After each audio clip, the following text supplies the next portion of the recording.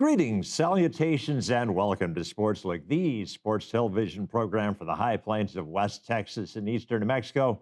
I'm your host, Doc Elder, and just like the Buffalo Bills and the Los Angeles Rams this evening, in tonight's episode, we're going to feature our veterans. We've got Sia Poyer, the long-serving volleyball coach at Eastern New Mexico University. We've got Ty Hyatt in his second year as the head coach of the Greyhound football squad. I'll finish up with an overtime, but as always, I'll start out with an Eastern recap.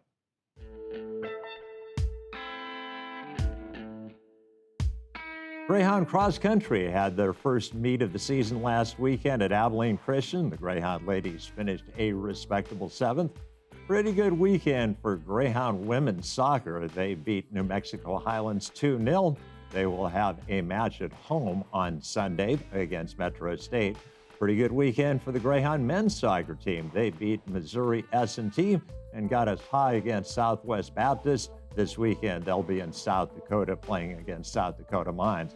And for Greyhound Rodeo, they are excited and eager to get their season started with the College Days Rodeo next week. As a matter of fact, they're so eager, you could say that they're chomping at the bit. And on that terrible joke, let's clear the set and we'll bring in our first guest of the evening, Sia Poyer, right now.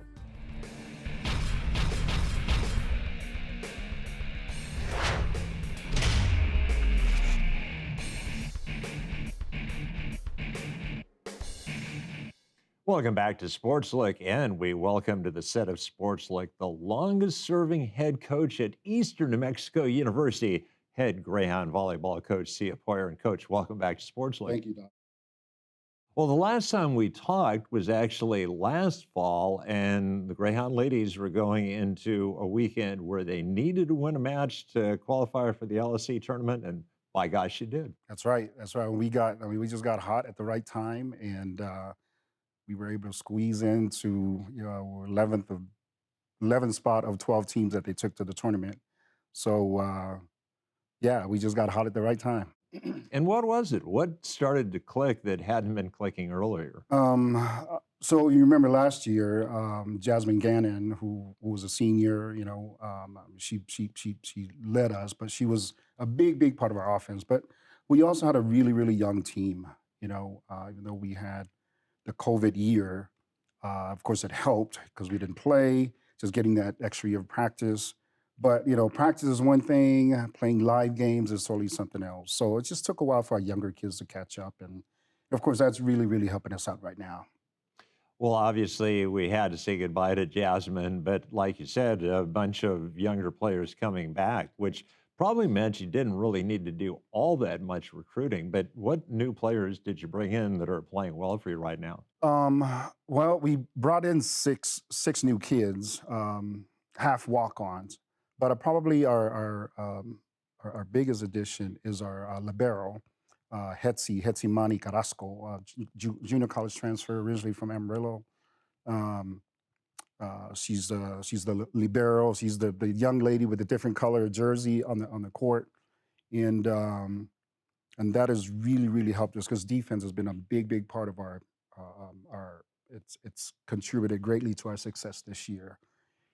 Like right now, she is third in the conference in digs, which in our conference, that's full of great liberos, great defensive players. I mean, this conference, not just good offense, but great defense. And for her to be number 3 in our conference, that speaks volumes about her skill level. I was smiling as you were saying that because for some strange reason, the Lone Star Conference actually asked me to be one of the raters, one of the individuals that does the preseason rankings and the preseason players of the conference. And when it came to trying to select the preseason libero, it's like, there were so many good ones in the conference. Right. Finally just like, okay, I drew straws, Right. but there were 3 or 4 other. Yeah, and we graduated a lot of quality liberos from last year. Quite a few of them were All-Americans, all regional players, but like I said, in this conference, you got to play good defense. I mean, just looking at stats, I'm like, oh my gosh, I'm not looking for to playing this team, that team, just because of we know just looking at their stats, you can tell how good they're going to be. As is usually the case, you open up the season with a tournament, then you actually played a standalone match against Wayland Baptist, and then you played Denton Fest, which is surprisingly held in Denton, Texas. You never guess that from the name. Right, And right. coming out of Denton Fest, you were 6-3. And what accounts for the fast start you're getting off to this year? Again, I mean, it's like our younger kids getting better, but not just our younger kids. I mean, our senior group right now, which is Graceland Stubbs, Audrey Pooney, Kitana Sapinga, um, Jordan. Oh my gosh, woohoo! She's just good enough. We just call her Jordan, I right? can't think names now. I have five seniors. I mean, they're doing a great job in leading our team. I mean, for us, I mean, our team chemistry is so important. You know, because for instance, like going into this tournament this past week, the Denton Fest, we were the shortest team out there, but we play so well as a group.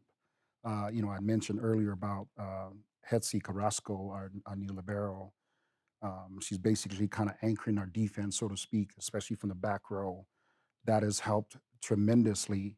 And then again, just the younger players who play a big part in our offense. For instance, like um, Callie Nelson, um, um, Michaela Garvin. I mean, they play opposites, you know, because we run a 6-2 offense.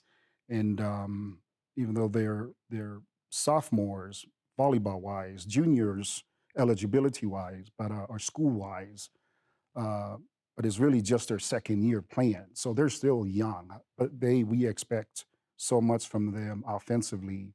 Um, it's been nice to see their growth up to this point. So just that combination of really good senior leadership, junior senior leadership, and then the younger players who are contributing very important roles.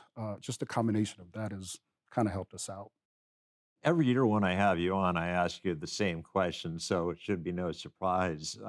You can have two different types of leaders. You have leaders by example. They may not say much, but Right. they're the ones that just work hard. They're the first ones to arrive, last one to leave. But you also have some kids that are vocal, like, can really, with their words, energize the team. Who is your best lead by example player, and who's your best Oh vocal man, leader? I have quite a few like those kids, like Audrey Pooney, both my middles, Audrey and Graceland Stubbs. They're quiet kids. They're both my team captains.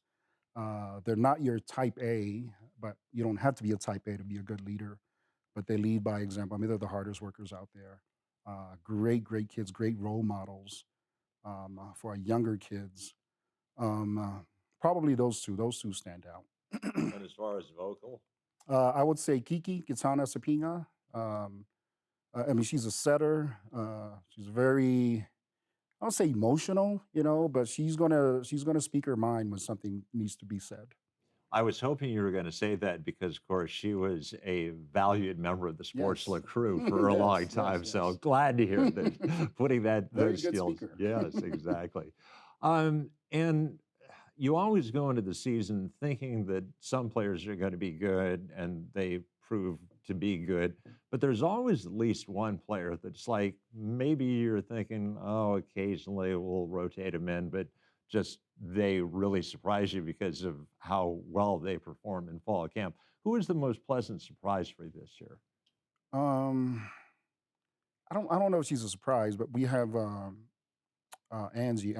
Angelina, who's our freshman. She's our other outside hitter. But just playing as a freshman, there's a lot of pressure on you, you know, because serve receive wise, the other teams are always going to serve you. One reason is because that's her position. She's an outside hitter, and a lot of outside hitters get served. But because she's a freshman, they're going to go after her even more. So she's done a really nice job just playing her role and just handling all of that pressure. But we kind of knew how good she was, you know, when we recruited her. So it's been nice to see her come along slowly. And in terms of the various aspects of the sport of volleyball, the digs, the Mhm. sets, the kills, the blocks on defense, What aspect are you most pleased with right now? Just our defense, because we're not a tall team, but if you look at the stats, we're up there in blocking. So I mean, just speaks volumes about our kids and just their hard work. During off season. I mean, you don't have to jump out of the sky to be a good volleyball player, but you have to be a smart player. But just our defense as a group, we're not blocking. We do dig a lot of balls, and again, just looking at comparing ourselves to conference teams, it's only week 3. I mean, we still have 8, 9 more weeks of season, and but it's nice to start off, at that pace. And obviously, you're not a one person show. You do have some assistants. Do we have the same assistants from last Sure year? do. Yeah, yeah. My number one, Katie Burnett. I mean, this is her 3rd year now. I mean, she's just been incredible. And then my graduate assistant, Erin Moss, finishing up her last year of her graduate degree. So, I mean, I'm not a lot of people know about them because they're behind the scenes, but they uh, they do an incredible job for me, but especially for our girls. And in terms of like players from around this part of the world, are there any kids from the local area that are part of your squad? Kinsey, we still have Kinsey, and Portales product. yes, exactly. I mean, she's developed really nicely since she's been here. She hasn't gotten that much playing time, just because we have Angie, and then of course just the way our offense is set up. But I mean, she's ready to go at any time at all. As a matter of fact, this past weekend we were able to sub her in, and it was nice to see that because we're going to need her down the road. So it's nice for her to get in and get those reps. Riley Mapes from Lovington. She would same year as Michaela, so she's a junior school wise, but eligibility she's a sophomore. So she plays outside, right side, sometimes libero. Incredible athletes, and has improved a lot. And she has seen some playing time already, and I'm pretty sure she'll see more down the road. Speaking of the local area, when is the local area going to get a chance to see the Greyhound ladies in person? Oh man, we will. So we're on the road this weekend. Next week, Friday, Saturday, we'll be at home. Friday at 6 p.m. against Oklahoma Christian, and then noon on Saturday versus Fort Smith, Arkansas Fort Smith. Well, obviously, we wish you the best of luck, Thank but you. I always put you on the spot, and I always ask you if there's one thing that you hope people who do come out and watch you play, and we will point out that they can actually not come to the arena and watch you because we simulcast on Right. the Lone Star Network, but Yeah, we'd prefer them to come out in person. that would be nice. What's the Games are one? free. Yeah, exactly. So, what's the one thing that you hope people will leave the Greyhound Arena thinking about your squad? Well, I mean, if you've never seen a volleyball game, come out. I mean, it's a very fun and exciting sport to watch. Very fast pace. Um, but we play with a lot of passion and excitement. I mentioned earlier about us playing defense, and I mean, not only do you have to be very proficient technique wise, but you got to hustle to every ball. I mean, our motto is don't let the ball hit the floor. So, and we saw a lot of that this weekend. Just girls flying around, not giving up on any ball, and sometimes it worked out in our favor, or most of the time it did. But we play with a lot of fire, a lot of passion, and hopefully it'll translate to wins at the end. Well, Coach, congratulations on the Thank you, success you've had so far. Best of luck moving forward. thank you, Doc. Well, that is going to wrap up the first interview segment. So, what we'll do is we'll clear the set and we'll bring in Ty Hyatt right now.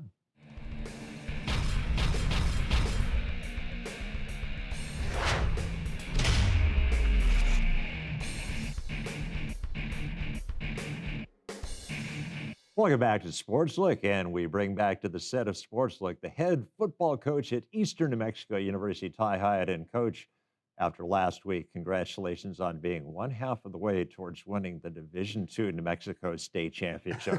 Thank you, Doc. That's I don't know, we have a lot of kids on our roster from New Mexico, and that's just something that's really important to us. And I think that's always been something important to Eastern as a whole. And I know our kids were excited to be able to start the season that way with obviously in-state, and the goal was to go 1-0. So I know the kids were pretty fired up about it.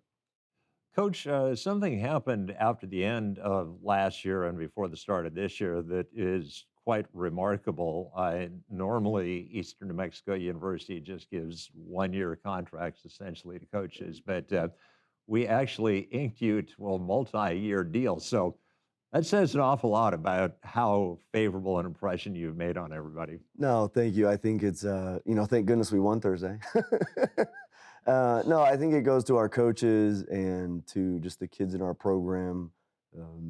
I thought they did a great job last year with battling through, as we're still kind of getting through the COVID and those things, and thought they did really well academically and just making strides. And I think that all is kind of a combination of just having really good leadership, like with Dr. Weir and with President Caldwell, and just having those pieces around it. And I'm glad that to be able to start off week one with a win. I think it just kind of shows the fruits of all the labors that our young men have been putting in. Coach, I'm mixing sports metaphors here, but in the movie Hoosiers, Gene Hackman comes into a community and he's got to get buy-in from the players. And when he finally gets Jimmy Chitwood to buy into his system, then next thing you know, they're winning a state championship. Was there like one player that you thought was really important that bought in, that made the transition easier for you, or were there a number of kids that really were Jimmy Chitwoods for you? Yeah, I think there were quite a few kids. Some of the kids that really stand out to me are kids that have been really staples in our program, um, before myself, even before Coach Lee. Some of these kids were recruited by Coach Josh Lynn. The Kevin McCrackens and Rafi Satoa and the Selly Finau, Hunter St. John, and there's probably a few more kids, but those kids really stick out as the ones to me that, when I got here, about 18 months ago, just being new to the area, being new to the university, obviously very familiar with football, but each program is its own identity, and that changes from year to year. Really think those were the kids on our team that just stepped forward and said, "Coach, we're with you," and through thick and thin. And there were a couple times where it was a little bit thick, a little bit thin, and but no, those kids have just kept working. And again, I'm just really proud of those kids, because for them as being student athletes, all those kids that I just mentioned, they all have an undergraduate degree and they're working on master's degrees, which I think is probably one of the biggest benefits from COVID, is that kids are now going to have the opportunity to get multiple degrees. And it's something that's really important to those young men education wise, and it helps that they're really good football players. And again, I'm just excited for them and excited for this upcoming week. I was smiling as you were saying that because I'm actually teaching my U.S. from 1933 to the present class this semester. And when we talk about the GI Bill, I point out guys had to risk their lives, but at least they got a benefit. They got the GI Right, Bill. right, So right. people Hmm. had to risk COVID, but at least they Hmm. got a benefit of maybe getting a head start on their graduate school. No, they did, and I think our kids have really put that at the forefront of what we do. Obviously, here at Eastern, I think it starts from the top down, when we're all about students, and for our young men to be able to pursue multiple degrees while they're here playing football, I think is tremendous for not only the university but them individually and their family as well. And because I am a professor at Eastern New Mexico University, I would like to tell people if they don't know, the Lone Star Conference ranks every school in terms of academic performance. And the top ranking academic performing football squad last year, Eastern New Mexico University. It was, and again, I that really goes to our young men. I think it goes to a young man for putting in the work. I think it goes to a lot of the faculty and staff on campus just doing a great job to provide resources for the young men. And again, that's why we're here. Obviously, we want to be the best that we can be on the field and win games and those things, but just always been a believer that wherever I've been a part of a program, is that the better students you have, the better players you have, and really proud of the way the young men did that this year and working to be able to continue that moving forward. And speaking of which, it was a smart play by one of your players against New Mexico Highlands in the first quarter that really shifted momentum on a pass that a lot of people might have considered to be a forward pass, an incomplete pass. One of your kids recognized, no, I haven't heard the whistle yet, so I'm going to go for that ball. No, he did, and you come to any of our practices, and I know you've been to a few of our practices. The two things we talk about all the time are finish and then play to the echo of the whistle. And there was no whistle, and our kids kept playing and being able to get to pick up that loose football, and really I thought was a changing point. And again, there's always 6 to 8 plays in a football game that you don't know when the momentum's going to change. You don't know how it's going to impact the game. But I do feel that that was one of those 6 or 8 plays that was able to switch momentum really quick and allow us to be able to turn that into points. Yeah, in no time at all, you'd driven the ball down the field. A couple of your new players, Case and Martin, the quarterback, Asa Wanda, your wide receiver, hook up on a long pass play, and then Cooper Hamilton kicks a 42-yard field goal, and you got the first 3 points of the season. Yeah, and I'll tell you, it's just such a great weapon to have with Cooper. And I know that probably gets talked about in the spring too, with Coach Price. Just because I know he had led the conference in triples as playing baseball in the spring. But for him to be our kicker, just such a great weapon to have as a coach. Someone that can on kickoffs put the ball in the back of the end zone, and then really we feel comfortable from the 50 and in. For yard wise with field goals. I mean, we really feel like we have a weapon there in Cooper, and for him to be able to do that was just able to capitalize on a turnover is what you want as a program. And then a few sequences later, Case and Martin hooks up with Asa Wanda, this time 44 yards, the touchdown. And tell you what, that Wanda kid is going to do some wonderful things. That's Yeah. Matt Putnam. I'm an old guy. What can I say? So that's a pretty potent combination there. He is. And those two players, brand new to the program, young men that have transferred into the program. Asa, I think, is going to be one of the fastest players in this conference. One of the things that we talk about all the time as coaches is that you can't coach speed. And I think Asa has speed. And I think our coaches try to do a good job of putting him in a position to make plays. And then the young men that you mentioned, Kaysen Martin, Kaysen's a grad transfer quarterback from North Texas who has 2 years of eligibility. Extremely fortunate that we're able to have a young man of Kaysen to be able to be here in our program, not only as a player, but as a leader. He already has a degree, is married, and so he brings a little bit of maturity to our team, which we thought was really important going into this season. And that's definitely something that we're going to make sure to put both of those in good spots so those young men can really take advantage of their talent. Things look good for the Greyhounds. You had a 10-0 lead at one point. Give New Mexico Highlands credit. They tied you up at 10 apiece, but then the next 24 points of the game, all scored by Greyhounds. No, they were, and that was one of the things coming out of halftime that we told our young men. We were only up 10-3, and we felt that we had other opportunities to score. And week one's always unique because it doesn't matter who you're playing, whether you're on the road or at home. Like there's things that you got to figure out because, like you and I've talked. It's this is Team 85. This is the 85th team in school history. So Team 85 has its own identity. It's unique. We're still trying to figure out what we're really good at, the things that we need to improve. And coming out of halftime, we just told them that with this team, we're still figuring out our identity. There's going to be adversity. There's going to be a challenge. So now how do you respond to that adversity is going to have the outcome of the game. And for, offensively, for our young men to be able to respond right after Highland scored. And then for our defense, that was probably the bigger response for them to be able to get multiple 3-and-outs, to get the ball back to our offense, for them to be able to make plays. I really felt like, we just really took over the game in the third quarter and just never gave it up. And kudos from the Lone Star Conference. A lot of times you're lucky if you get one player of the week. You got two. We did. No, that was very shockingly surprised, because like you said, with the Lone Star Conference and now adding more teams, like with the Pacific Northwest, just adding more teams into the conference for those awards, they're hard to come by.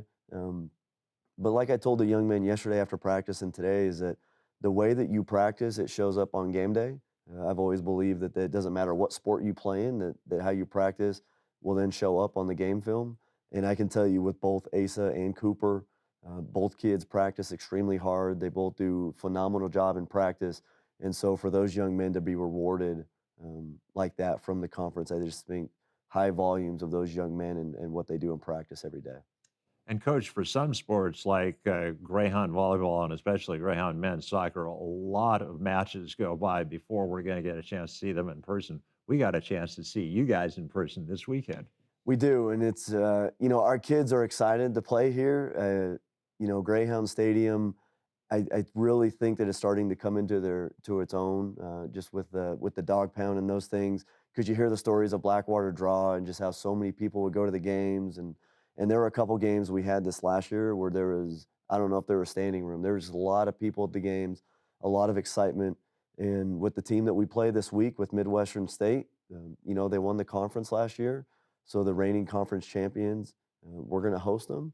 And with our young men, I think it's a game that they're excited for. It was a game that last year we had opportunities, but we didn't finish.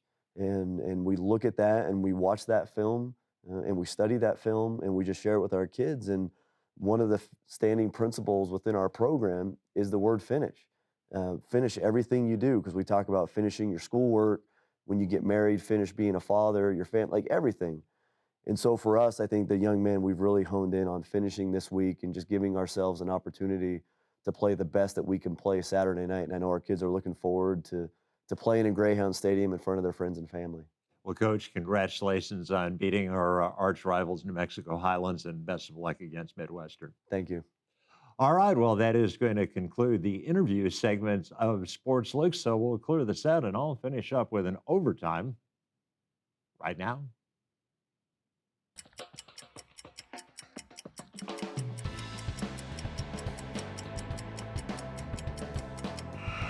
Back in 1967, 55 years ago, the Beatles brought out a song called Hello, Goodbye. And I think for most Americans, that's our reaction this week to the U.S. Open tennis tournament. We're saying goodbye to the great Serena Williams, the greatest American female tennis player of all time, playing her last U.S. Open. But we're also saying hi to a guy by the name of Francis Tiafoe. At the age of 21, he's the youngest American male to reach the quarterfinals at the U.S. Open since Andy Roddick back in 2005. Well, that will finish up in overtime, and that will finish up an episode of Sportslook. I'd like to thank my guests, Sia Poyer from Greyhound Volleyball, Ty Hyatt from Greyhound Football. I'd like to thank a great floor crew. Once again, Mr. Dennis was my floor director. So for those aforementioned people, this is Doc Elder saying, so long.